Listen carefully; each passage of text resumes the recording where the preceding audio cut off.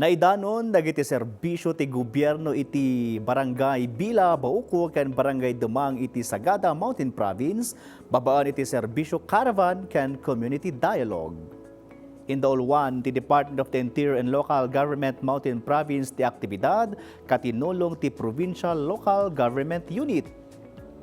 Naijaya kadagiti residente ti free haircuts, medical consultations, vaccination ken recruitment orientation para kadagiti mangayat nga agtrabaho iti PNP.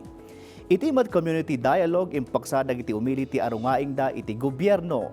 Sinungbatan daytoy dagiti kamang ti provincial local government unit ken masakdan nga opisyal manipod iti national line agencies. Panggap ti ganwat nga idanon ti development interventions ti gobyerno kadagiti adayo a lugar ken kadagiti insurgency cleared communities.